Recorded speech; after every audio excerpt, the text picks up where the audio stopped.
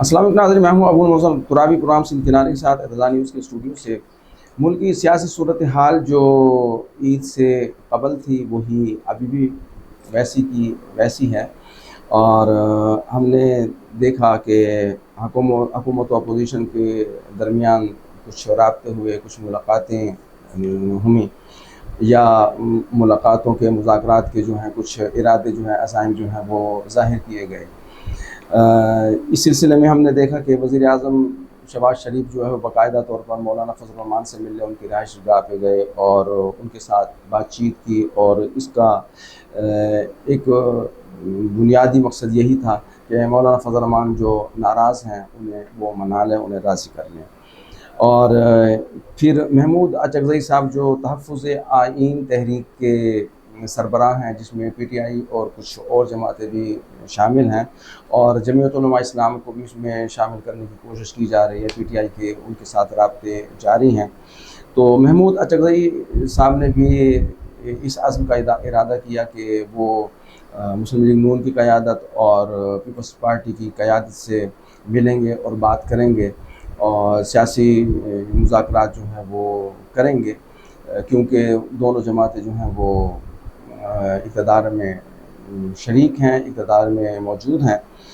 तो अब देखना ये है कि हुकूमत अपोजिशन के ये राब्ते जो हैं, अब हम देख रहे हैं कि ईद से पहले जो राब्ते हुए थे, ईद के दौरान जो है वो खामोशी हो गई और अभी तक कोई ऐसा नतीजा सामने नहीं आया है, कोई ऐसी ऐसी पेशरफ देखने में नहीं आई है। शहबाज शरीफ साहब ने मौलाना फजल रहमान से बातचीत करने के बाद जो है वो कमेटी कायम करने के लिए जो है वो तजवीज़ दी थी और वो कमेटी के शायद नाम तो उन्होंने मखसूस कर लिए, लेकिन अभी तक ये बात सामने नहीं आई है कि वो कमेटी किन लोगों पर मुश्तमिल है और वो कमेटी काम करने के लिए तैयार हुई है या नहीं हुई है। बहरहाल देखना ये है कि इख्तलाफ किस बात पर है। इख्तलाफ जो है वो मौलाना फजल रहमान का भी वाज़ेह है, पीटीआई का भी वाज़ेह है और महमूद खान अचकज़ई का भी वाज़ेह है और उनके इत्तेहादियों का भी वाज़ेह है। और वो एक ही मकसद है, एक ही मुतालबा है कि 8 फरवरी 2024 को जो इलेक्शन हुआ है वो इंतहाई धांधलीज़दा है और वफाकी हुकूमत जो है और सूबा सिंध में हुकूमत है या सूबा पंजाब में हुकूमत है या सूबा बलोचिस्तान में हुकूमत है, वो धांधली के नतीजे में जो है वो कायम हुई हैं और इन हुकूमतों का कोई जवाज़ नहीं है आइनी तौर पे, सियासी तौर पे, कानूनी तौर पे। तो एक ही मुतालबा है कि इलेक्शन जो है वो दोबारा करवाए जाएँ या चोरी शुदा मैंडेट जो है वो वापस दिया जाए। अगर चोरी शुदा मैंडेट वापस दिया जाता है तो यकीनी बात है कि जो मुक़्तदर जमातें हैं, पीपल्स पार्टी है, मुस्लिम लीग नून है, एमक्यूएम है, इस तरह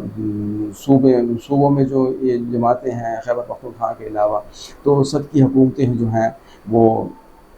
ख़त्म हो जाएंगी, बरतरफ हो जाएंगी और पीटीआई और उनके जो साथ इत्तेहादी हैं या जमीयत उलमा इस्लाम जो है वो हलीफ बन जाएगी, उनकी हुकूमतें कायम हो जाएंगी।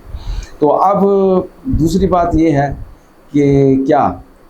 मुक़्तदर जमातें जो हैं वो चाहेंगी कि मैंडेट वापस कर दिया जाए? कभी नहीं होगा, इसलिए कि इक़्तिदार छोड़ने के लिए कौन तैयार होता है। फिर इसके साथ ही हम देख रहे हैं कि पीटीआई जो है वो कोशां है और उसका भी एक ही मुतालबा है, तहफ़्फ़ुज़ आइन तहरीक है, उसका भी एक ही मुद्दा है। तो क्या ये जमातें जो हैं अपने मौक़िफ़ से, अपने मुद्दा से पीछे हटेंगी? तो ये भी नहीं हटेंगी। तो तय हो गया कि ये मुज़ाकरात की और राब्तों की जो ये बेल है ये कभी भी मंडे नहीं चढ़ेगी। मुमकिन है कि ईद के बाद तहफ़्फ़ुज़ आइन तहरीक की जो तहरीक है वो ज़ोर पकड़े और जमीयत उलमा इस्लाम भी उसमें शामिल हो जाए, उनकी हलीफ बन जाए, उनकी इत्तेहादी बन जाए और ज़ोर शोर के साथ जो है वो तहरीक शुरू हो जाए। वो तहरीक कैसे चलेगी, कहाँ तक जाएगी, उसके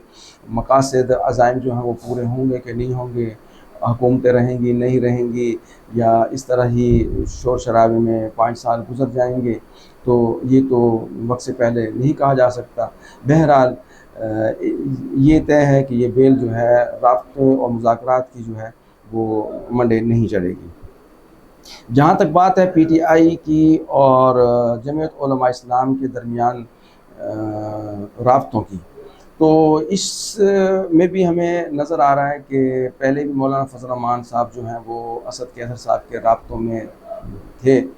और मुज़ाकरात और बातचीत हुई थी, लेकिन उसके बाद मौलाना फजल रहमान साहब ने ऐलान कर दिया था कि इनके पास इख्तियार नहीं होता, इनके पास मैंडेट नहीं होता। जो दोस्त आते हैं मिलने के लिए, मुलाकातों के लिए, राब्ते करते हैं, मुज़ाकरात करते हैं,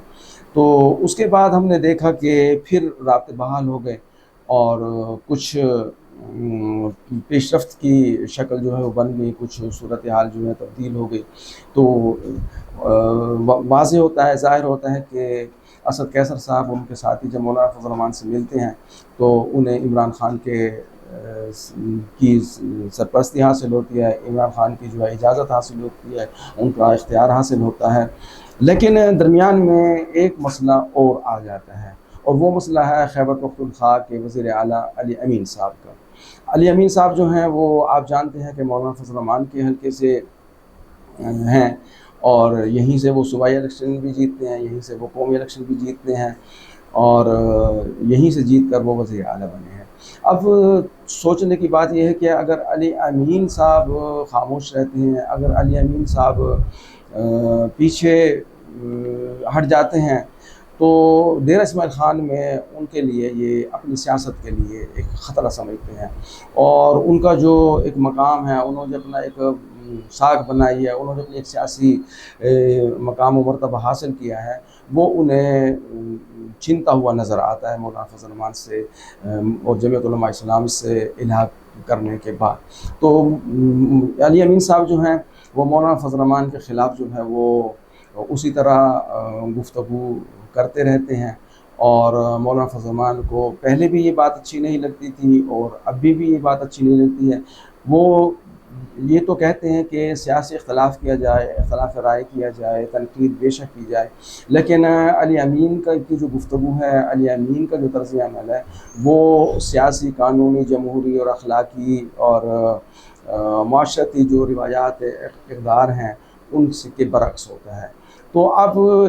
जमीयत उलमा इस्लाम के और पीटीआई के दरमियान अगर कोई इत्तेहाद होता है, कोई इल्हाक़ होता है, एक दूसरे के हरीफ जो हैं वो हलीफ बनते हैं, तो उसमें अली अमीन जो है वो रुकावट नज़र आते हैं। अगर अली अमीन साहब इसी तरह गुफ्तगू करते रहेंगे मौलाना फजल रहमान के ख़िलाफ़, जमीयत उलमा इस्लाम पे इसी तरह बरसते रहेंगे, मौलाना फजल रहमान पे इसी तरह वो तनकीद करते रहेंगे, तो मेरे ख़्याल में मौलाना फजल रहमान जो है वो कभी नहीं चाहेंगे कि पीटीआई के साथ जो है इल्हाक़ कर लें, पीटीआई के साथ इत्तेहाद कर लें, पीटीआई के साथ जो है वो मिलकर तहरीक चलाएँ। और वो पहले भी कह चुके हैं कि वो अलग से तहरीक चलाएँगे, और अगर इसी तरह सूरत हाल रही तो वो पीटीआई के साथ इत्तेहाद नहीं करेंगे, इल्हाक़ नहीं करेंगे, और उनका जो सिलसिला है वो अलग से ही चलेगा। तो अली अमीन साहब के लिए मसला अभी एक और भी होगा कि अगर पीटीआई और जमीयत उलमा इस्लाम के माबैन मुज़ाकरात कामयाब हो जाते हैं, उनके रवाबित जो है वो नतीजा खेज़ हो जाते हैं, उनकी बातचीत जो है वो उसका कोई रिज़ल्ट, उसका नतीजा निकल आता है, तो यकीनी तौर पर इमरान खान की जो सरपरस्ती है वो हासिल होगी, इमरान खान की जो हिमायत तायद है वो हासिल होगी। अब इसके बावजूद हम देखना ये होगा कि फिर अली अमीन साहब जो है वो किस मकाम पर ठहरेंगे, किस तरफ ठहरेंगे, कहाँ ठहरेंगे। अगर वो जमीयत उलमा इस्लाम के साथ इल्हाक़ पर, इत्तेहाद पर और मौलाना फजल रहमान के ख़िलाफ़ बात करने से अपना मौक़िफ़ जो है वो नहीं बदलेंगे, अपने पीछे नहीं हटेंगे, फैसला इख्तियार नहीं करेंगे, तो यकीनी तौर पर अपनी पार्टी की पॉलिसी से, अपने कायद की पॉलिसी से वो इन्हिराफ़ करेंगे, और जब वो इन्हिराफ़ करेंगे तो पार्टी और उनकी जो क़यादत है, ख़ास तौर पर इमरान खान जो है वो उन्हें मुमकिन है कि खैबर पख्तूनख्वा की वज़ारत आला से भी हटा दें, और अली अमीन साहब को वज़ारत आलिया से जो है वो हाथ धोना पड़े। तो ये अब देखना है कि वज़ीर आला अली अमीन साहब जो है वो कोई हिकमत अमली इख्तियार करते हैं और अपनी हुकूमत बचाते हुए अपनी सियासत को ज़िंदा रखेंगे या अपनी हुकूमत की कुर्बानी देंगे।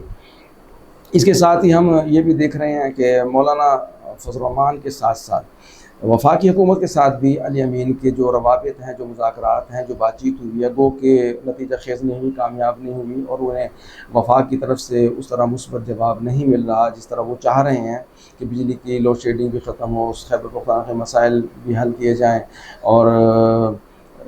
इसके साथ ही जो अमन व अमान के हवाले से जो है वो भी मसला हल किया जाए। इसके साथ ही ये भी है कि जो 1500 अरब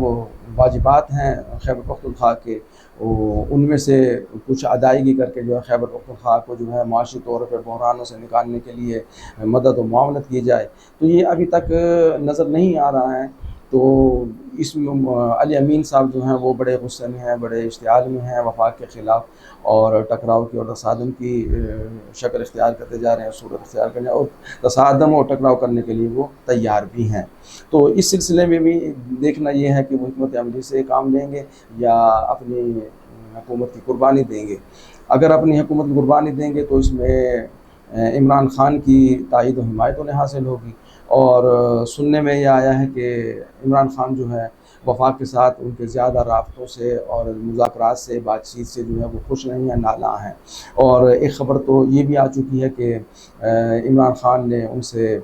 मुलाकात की जो टीम थी उस टीम में से उनका नाम निकाल दिया है और उनसे मुलाकात करने से इनकार कर दिया है। तो अगर इस तरह की सूरत हाल है तो ये समझने में अली अमीन को देर नहीं करनी चाहिए कि उनकी जो वज़ारत आलिया है वो ख़तरे में है और अगर वो इमरान ख़ान की और पार्टी की पॉलिसी के मुताबिक काम नहीं करेंगे, किरदार अदा नहीं करेंगे तो वज़ीर आला रहेंगे और अगर उनकी पॉलिसी के मुताबिक चलेंगे और उनके इख्तियारात के मुताबिक जो है वो इताअत गुज़ार रहेंगे तो फिर वो वज़ीर आला रहेंगे, वरना वज़ारत आलिया से भी हाथ धो बैठेंगे। आखिर में हम बात करते हैं गवर्नर खैबर पख्तूनख्वा जो हैं वो फैसल करीम कुंडी और वज़ीर आला अली अमीन साहब, दोनों ही न सिर्फ डेरा इस्माइल ख़ान से ताल्लुक़ रखते हैं बल्कि दोनों ही खालाजाद भाई भी हैं। और अफसोस का मकाम ये है कि दोनों ही एक दूसरे के ख़िलाफ़ इस तरह लगे हुए हैं जैसे उन गवर्नरशिप जो है उनका कोई ज़ाती ओहदा है, वज़ारत आलिया जो है उनका कोई ज़ाती ओहदा है और ये ओहदे जो हैं वो 5 साल के लिए नहीं, हमेशा हमेशा के लिए उनके पास रहेंगे। उन्हें सोचना चाहिए कि ये 2 ओहदे आपको आपकी जमातों की तरफ से मिले हैं और ये ओहदे जो हैं आर्ज़ी हैं, किसी वक्त भी कोई भी किसी भी ओहदे से जो है वो बरतरफ हो सकता है, हटाया जा सकता है, हट सकता है। तो इसलिए इन ओहदों की बजाय अपने किरदार पे और अपनी खिदमात पे जो है तवज्जो दें। गवर्नर खैबर पख्तूनख्वा फैसल करीम कुंडी साहब से तो हम फिर भी उम्मीद रखते हैं कि वो अखलाकियात के तहज़ीब के दायरे में रहते हुए जो है वो सियासत करेंगे, सियासी इख्तिलाफ़ करेंगे। लेकिन ये उनके लिए भी अच्छा नहीं है कि अली अमीन साहब जो है वो कोई बात करें, कोई बात कहें और गवर्नर साहब जो हैं उसका जवाब भी उसी तरह दें जिस तरह कहा जाता है कि जी ईंट का जवाब ईंट से या ईंट का जवाब जो है पत्थर या उसी तरह का जवाब आएगा। तो ये बेहतर नहीं है, उनके लिए भी अच्छा नहीं है। और अली अमीन साहब को भी अपनी गुफ्तगू जो है और अपना जो तर्ज़ अमल है वो मुस्बत और तामीरी बनाना चाहिए, इख्तिलाफ़ राय भी करना चाहिए, तनकीद भी करनी चाहिए, लेकिन आईन और कानून के दायरे में रहते हुए, अखलाकियात के दायरे में रहते हुए, जमहूरी और तहज़ीबी दायरे में रहते हुए ये सब कुछ अच्छा लगता है। अगर दायरों से निकल जाएँ तो फिर कुछ भी अच्छा नहीं लगता। ये हुदूद को फलांगना बेहतर नहीं होता, आम लोग भी इसको अच्छा नहीं समझते हैं। तो अब आप ज़ुबानी जमा खर्च की जंग लड़ने की बजाय आपको चाहिए कि दोनों ने ही गवर्नर खैबर पख्तूनख्वा भी सूबे के मसाइल को समझते हैं, डेर इस्माइल ख़ान के मसाइल को समझते हैं, वज़ीर आला भी मसाइल को समझते हैं सूबे के भी और खैबर पख्तूनख्वा के भी। तो दोनों के लिए ये बेहतर है कि मिलकर जो है वो हिकमत अमली अपनाई जाए, मनसूबाबंदी की जाए, वफाक के साथ जो है बैठें, आईन और कानून के दायरे में रहते हुए जमहूरी तरीके से अपने हकूक़ के हसूल के लिए जद्दोजहद करें और कोशिश करें। और ये बात कि वज़ीर आला साहब को ज़्यादा ज़िम्मेदार हैं, उनकी ज़्यादा ज़िम्मेदारी बनती है, और उनके लिए ज़्यादा बेहतर यही है कि वो अपने जो सूबाई महकमे हैं, सूबाई इदारे हैं, उनकी इस्लाहात के लिए पर उनकी बेहतरी, उनकी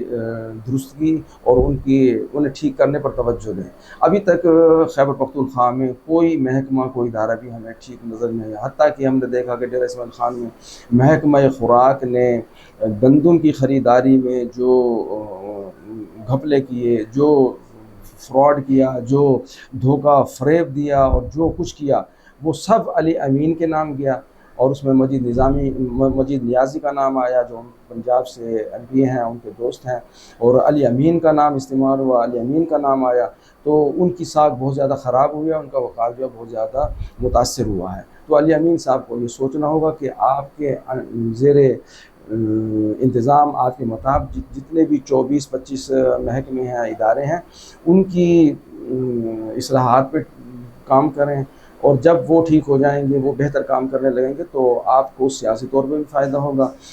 सूबे को माशी तौर पे भी फ़ायदा होगा। और ये जो आपने कहा था करप्शन ख़त्म होनी चाहिए, तो हमने देखा कि महकमा खुराक ने जो करप्शन की उसका तमाम हदूद जो है वो फैलान गया, और वो भी जो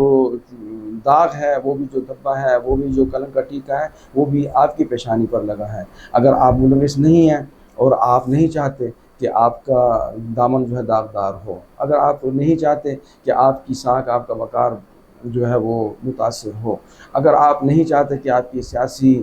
जो कतकाट है वो कम हो, तो आपको अपने इदारों पे, अपने महकमों पे तवज्जो देनी होगी, उन्हें ठीक करना होगा। और अगर आप इन्हें ठीक नहीं कर सकते, फिर वापडा को ठीक करना, वफाक को ठीक करना, और बिजली की लोड शेडिंग कम करवाना, और दीगर इसी किस्म के जो इक़दामात हैं, या वफाकी बजट के मुताबिक खैबर पख्तूनख्वा पे जो टैक्सेस लगेंगे, उन टैक्सेस के नाफिज़ुल अमल होने को रोकने की कोशिश करना, ये सब बेकार जाएंगी अगर आपने अपने सूबे पे तवज्जो न दी, अपने सूबे के इदारे और महकमे ठीक न किए, और सूबे में कोई तब्दीली न दिखाए। इसी के साथ अबुल मज़ीद तुराबी को इजाज़त दीजिए। अल्लाह हाफ़िज़।